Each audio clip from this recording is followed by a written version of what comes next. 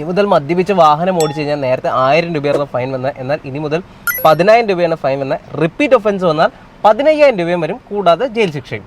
ഇനി ഇതുപോലെ ഹെൽമെറ്റ് ഇല്ലാണ്ട് വാഹനം ഓടിച്ചു കഴിഞ്ഞാൽ 100 രൂപയല്ല പിഴ വരുന്ന 1000 രൂപയാണ്, കൂടാതെ 3 മാസത്തേക്ക് നിങ്ങളുടെ ലൈസൻസ് സസ്പെൻഡ് ചെയ്യും. ഇനി ഇതുപോലെ സീറ്റ് ബെൽറ്റ് ഇടാതെ നിങ്ങൾ വാഹനം ഓടിച്ചു കഴിഞ്ഞാൽ ഫൈൻ 100 രൂപയിൽ നിന്ന് 1000 രൂപയാണ്. അതോടൊപ്പം തന്നെ മൊബൈൽ ഫോൺ ഉപയോഗിച്ചിട്ട് വാഹനം ഓടിക്കുകയാണെങ്കിൽ 500 രൂപയിൽ നിന്ന് 5000 രൂപയാണ് ഫൈൻ വരുന്നത്.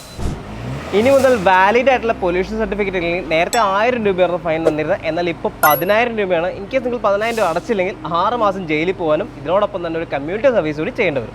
18 വയസ്സിൽ താഴെയുള്ള കുട്ടികൾക്ക് വാഹനം ഓടിക്കാൻ കൊടുത്തത് നേരത്തെ 2500 രൂപയാണ് ഫൈൻ വന്നിരുന്നത്, എന്നാൽ ഇപ്പോൾ 25000 രൂപയാണ് ഫൈൻ വരുന്നത്, കൂടാതെ 3 വർഷത്തെ ജയിൽ ശിക്ഷ ലഭിക്കും. അതോടൊപ്പം തന്നെ നിങ്ങളുടെ വെഹിക്കിളിൻ്റെ ഫിറ്റ്നസ് 1 ഇയറിലേക്ക് ക്യാൻസൽ ചെയ്യുകയും ചെയ്യും. 18 വയസ്സിൽ താഴെ വാഹനം ഉപയോഗിച്ച കുട്ടിക്ക് 25 വയസ്സായി കഴിഞ്ഞതിന് ശേഷം മാത്രമായിരിക്കും പിന്നീട് ലൈസൻസ് എടുക്കാൻ സാധിക്കുന്നത്. മാർച്ച് 1 മുതൽ ഈ ഫൈൻസ് എല്ലാം നിലവിൽ വന്നിട്ടുണ്ട്. സോ ഇതറിയാത്ത കൂട്ടുകാർക്കായിട്ട് എത്രയും പെട്ടെന്ന് ഈ വീഡിയോ ഷെയർ ചെയ്ത് കൊടുക്കുക.